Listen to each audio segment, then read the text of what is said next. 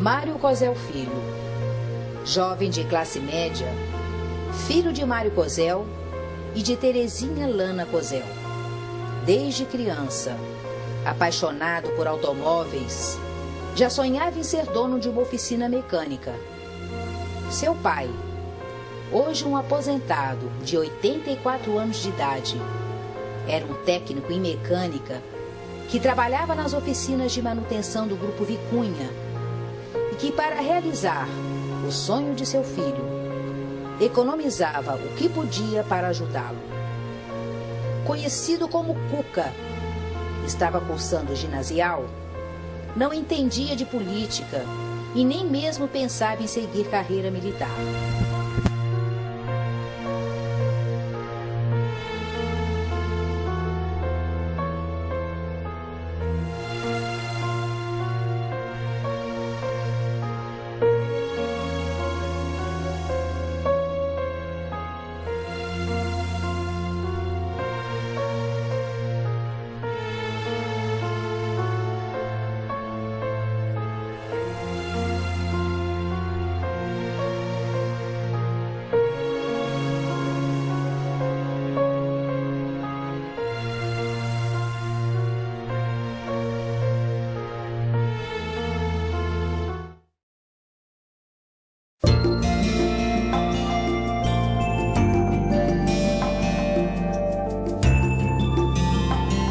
Cidade de São Paulo, ano de 1968.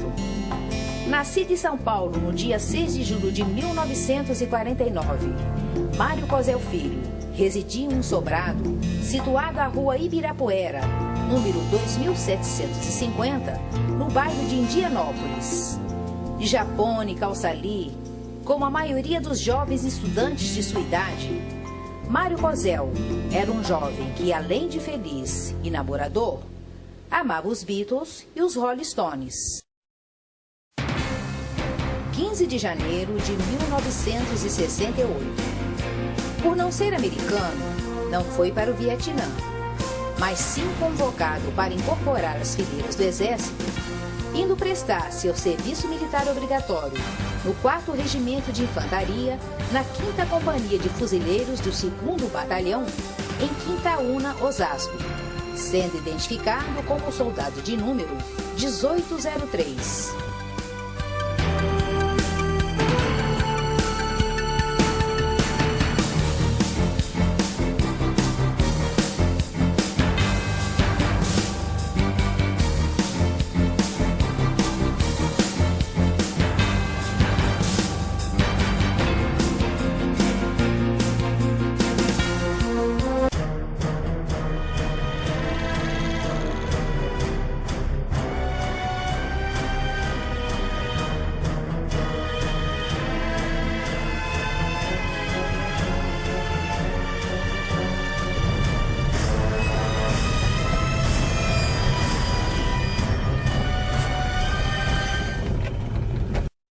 Cidade do Rio de Janeiro, ano de 1968.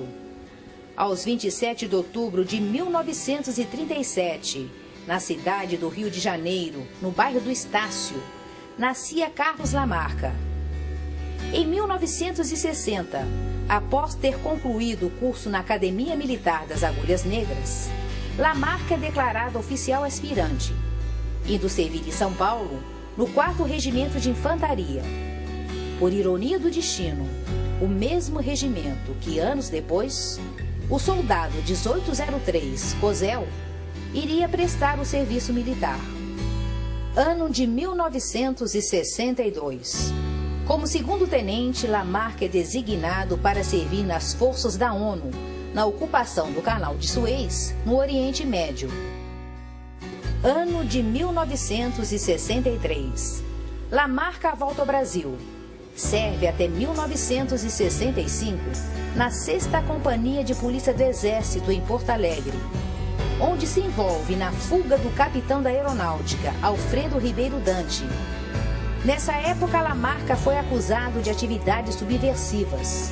Estava implicado na Operação Pintacilgo. Foi aberto um inquérito para apurar os responsáveis. Nesse dia, O primeiro-tenente Carlos Lamarca estava de oficial de dia. O inquérito não deu em nada e, após esse acontecimento, Lamarca pede transferência para o 4º Regimento de Infantaria.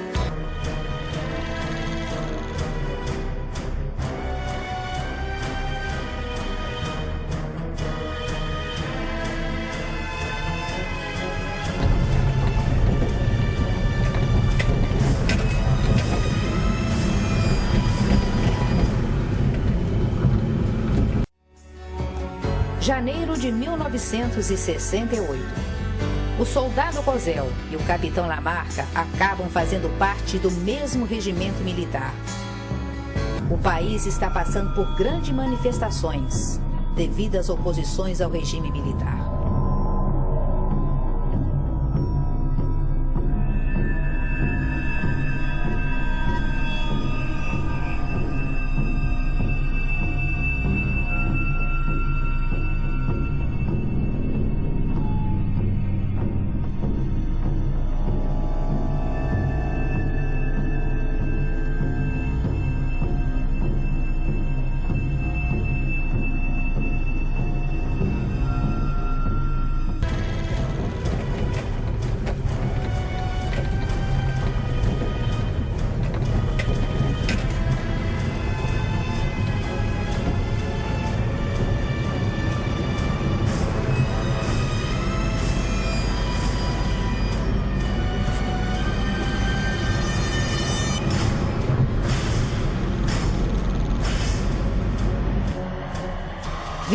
De junho de 1968.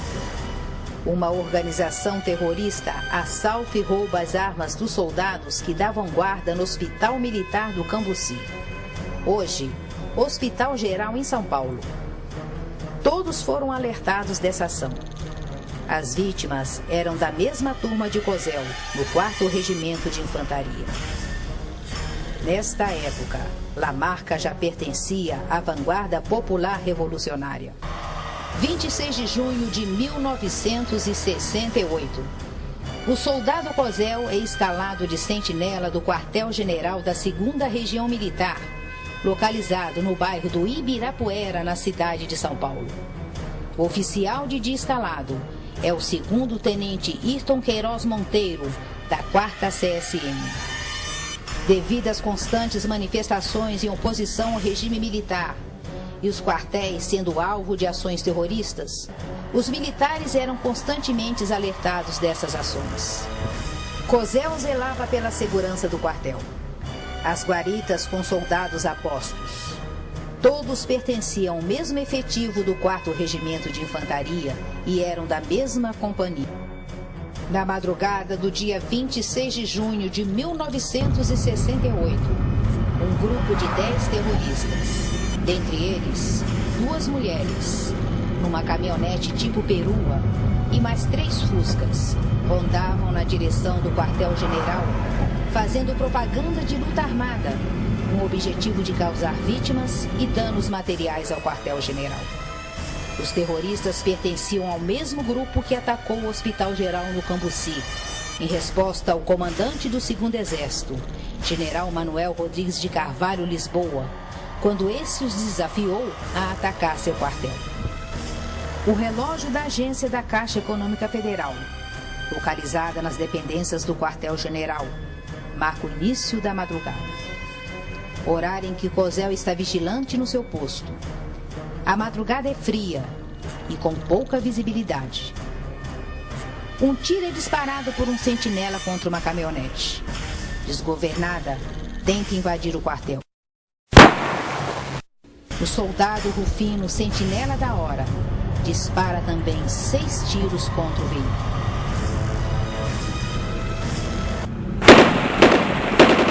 O veículo bate um poste e logo em seguida na parede externa do quartel.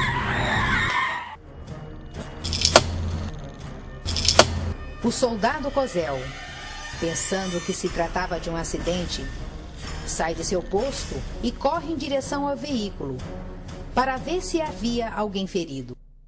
Não havia ninguém.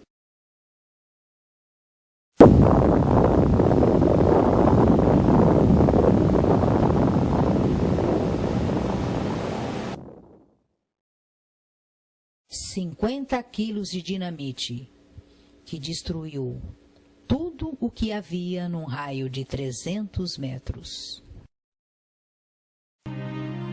Jamais vou esquecer aquela madrugada do dia 26 de junho de 1968.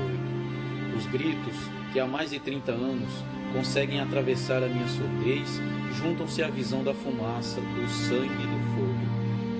O país estava em crise, sem proposta social ou política. Foi então que um grupo armado resolveu aterrorizar o país, assaltando bancos, sequestrando, explodindo repartições em lugares públicos. O país estava de sobreaviso, particularmente todos nós, jovens que serviam ao exército.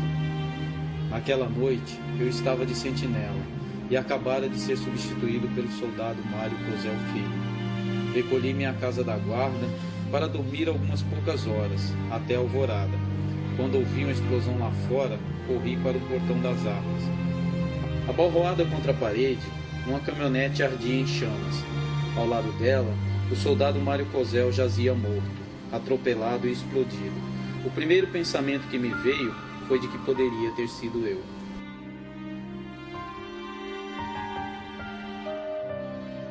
O corpo do soldado Cosel fica totalmente dilacerado, com partes espalhadas num raio de aproximadamente 30 metros.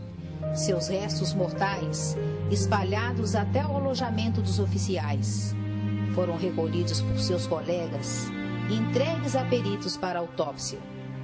Entre os feridos estavam os soldados João Fernandes de Souza, Edson Roberto Rufino, Luiz Roberto Juliano, Henrique Tchaikovsky, Ricardo Chabot e o coronel Eldes de Souza Guedes. Tratava-se de mais um ato terrorista da vanguarda popular revolucionária, na ocasião já chefiada pelo capitão Lamarca.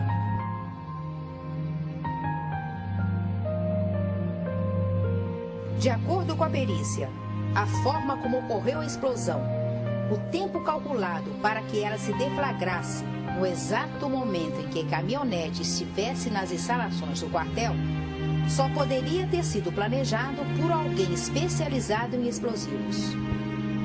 As técnicas para ações terroristas da vanguarda popular revolucionária foram aprendidas nos campos de instrução de guerrilha, em Cuba, China, Argélia e outros países comunistas. Em busca de dinheiro para manter sua organização, eles faziam parceria com marginais, ensinando-lhes, entre outras, as técnicas de reconhecimento, planejamento e operações de assalto a bancos. A vanguarda popular revolucionária planejava e os marginais executavam. Eis o porquê da existência de tantos comandos de crime organizado. Parte das instalações do quartel-general ficaram totalmente destruídas. Segundo a estimativa, os reparos ficaram em torno de 200 mil cruzeiros novos. A vanguarda popular revolucionária assumiu publicamente a autoria do atentado, onde seus dirigentes, o ex-sargento do Exército, Onofre Pinto, comandou a operação. Dos terroristas participantes do planejamento e da execução do atentado, apenas José Ronaldo Tavares de Lima e Silva assumiu publicamente sua participação. Os demais, embora seus nomes sejam conhecidos e mencionados em diversas fontes, não assumiram publicamente. Os sonhos do jovem soldado Cosel, de apenas 19 anos, durou até as primeiras horas do dia 26 de junho de 1968. O pai, Mário Cosel, estava trabalhando quando recebeu o telefonema do Exército. Eles avisaram que tinha ocorrido algo com meu filho. Tinha certeza que ele já estava morto. O velório do soldado foi realizado durante toda a noite do dia 26 para 27 de junho de 1968, no quartel-general da 2ª Região Militar. O corpo é conduzido num carro de combate do Regimento de Cavalaria Mecanizado. O cortejo alcança 3 quilômetros. A fila de carros é extensa. quase 2 quilômetros de comprimento e se estende por todo o percurso que vai do quartel-general até a Avenida Paulista. Seu sepultamento foi realizado na manhã do dia 27 de junho de 1968, no cemitério do Araçá, na sepultura 04, rampa 133. As honras militares a que tinham direito foram prestadas pelos soldados de seu regimento, ex-companheiros de farda. O enterro reuniu milhares de pessoas, entre estudantes, clero e outras praças das Forças Armadas. No sepultamento estiveram presentes as seguintes autoridades: o cardeal arcebispo de São Paulo, Dom Agnella Rossi, vice-governador Hilário Torloni, representando o governador Abreu Sodré, que se encontrava em Brasília, e demais autoridades federais, estaduais, municipais e militares. Durante o sepultamento ocorreu uma prisão. Na época, a identidade do preso não foi revelada. Na ocasião, o comando do quartel-general enviou a proposta de promoção pós-mortem para a Diretoria-Geral do Pessoal do Exército. Segundo informação oficial, através da nota técnica número 10/A 4.1, de 2 de junho de 2003, da Assessoria Parlamentar do Exército no Senado, o soldado Mário Cosel Filho foi promovido à graduação de 3º sargento.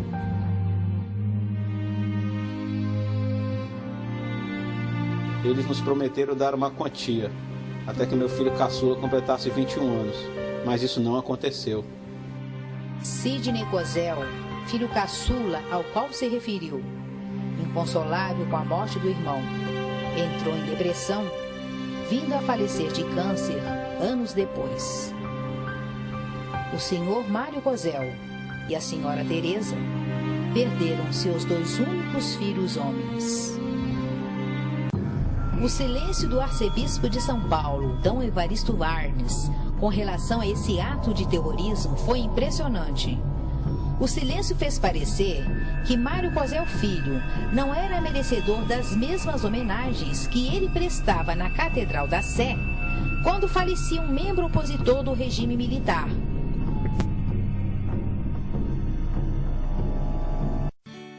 De acordo com a Lei nº 10.724/03, de 20 de agosto de 2003, do Congresso Nacional, sancionada pelo Presidente da República, Luiz Inácio Lula da Silva, e publicada no Diário Oficial da União, de 21 de 8 de 2003, a família do soldado receberá uma pensão de R$ 330, ao contrário de outros beneficiados que receberão R$ 500. Não há dinheiro que pague a vida do meu filho. É o primeiro caso de benefício desse tipo concedido a militar na história. Os ex-integrantes das Forças Armadas perseguidos durante o regime militar estão amparados na Comissão da Anistia do Ministério da Justiça. O caso de Cosel é diferente. O benefício é definido por uma lei específica, ao invés de portaria do Ministro da Justiça, como acontece com a Comissão de Anistia. A pensão de Cosel é intransferível. Seus pais, Mário e Terezinha, receberão até a morte a referida pensão. Senhor Cosel, aos 80 anos de idade, em reportagem local para o jornal Folha de São Paulo, em 23 de 8 de 2003. Não tem cabimento. Considero importante, no entanto, recebê-la. Todos os que fizeram aquele movimento em 68 foram indenizados.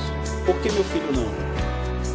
Na época do atentado, os pais do soldado Cosel não foram indenizados pela tragédia ocorrida com seu filho, pois Cosel não pertencia ao quadro efetivo do Exército, apenas cumpria o serviço militar obrigatório. No dia 27 de dezembro de 2005, é aprovada a Lei nº 11.257 pelo então Presidente da República, Luiz Inácio Lula da Silva, que alterou o valor da pensão especial concedida a Mário Cosel e Terezinha Lana Cosel pela Lei 10.724/03, de 20 de agosto de 2003, A pensão teve seu valor reajustado para R$ 1.140 a partir de 2004. Paralelo à tumultuada decisão de pagamento de pensão que foi concedido ao soldado Cosel, ocorre também a Comissão de Anistia no Ministério da Justiça, criada desde 2001 e que já indenizou milhares de brasileiros perseguidos na ditadura militar e beneficiados pela lei de anistia com recursos oriundos dos cofres do governo. Foram indenizados pelo Estado brasileiro, por decisão desta comissão, isentas do imposto de renda, de acordo com o decreto 4.897, publicado no Diário Oficial de 26 de novembro de 2003. Carlos Heitor Cone, jornalista e membro da Academia Brasileira de Letras, indenização de R$ 1.400.000, pensão mensal de R$ 19.115,19. Carlos Lamarca, ex-capitão do Exército, 20 anos de salários acumulados sem despesas e sem descontos. Pensão de coronel de Exército, desde 1993, no valor de R$ 9.963,98, agora reajustada para R$ 12.152,61. Luiz Inácio Lula da Silva, sindicalista e atual presidente da República, pensão de R$ 4.294,12. José Genuíno, ex-deputado federal, indenização R$ 100.000. José Disseu, político cassado, indenização R$ 59.000. Frei Chico, irmão de Luiz Inácio Lula da Silva, indenização de R$ 461.000 e pensão de R$ 3.760. Hélio Fernandes, jornalista, indenização de R$ 1.400.000 e uma pensão de R$ 14.700. Darcy Rodrigues, ex-sargento do Exército, membro da Vanguarda Popular Revolucionária, pensão de R$ 7.000 e indenização de R$ 771.000. E Suzana Lisboa, ex-integrante da organização Aliança Libertadora Nacional, treinamento em Cuba, indenização de R$ 600.000 e verba de R$ 140.000 do governo federal para projeto.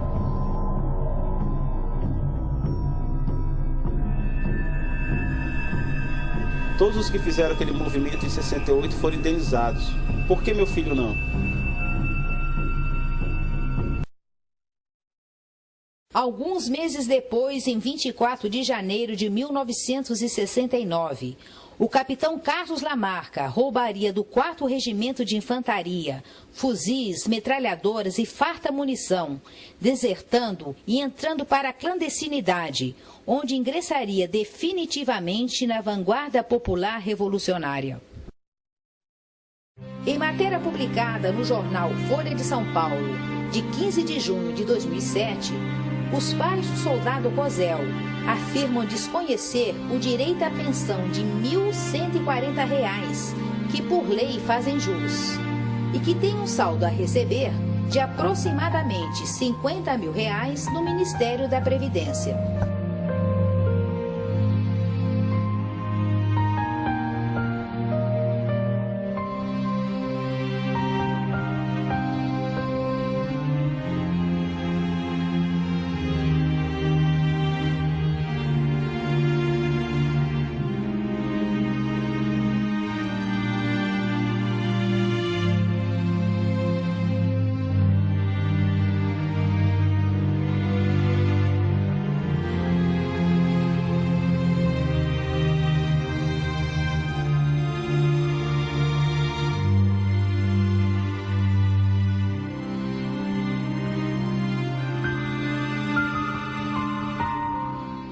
Todo dia 26 de junho, o Comando Militar do Sudeste presta sua homenagem em memória do Sargento Mário Cosel Filho. Ao longo dos anos, jovens como Cosel cumpriram ou cumprem um serviço militar obrigatório no quartel-general do Ibirapuera.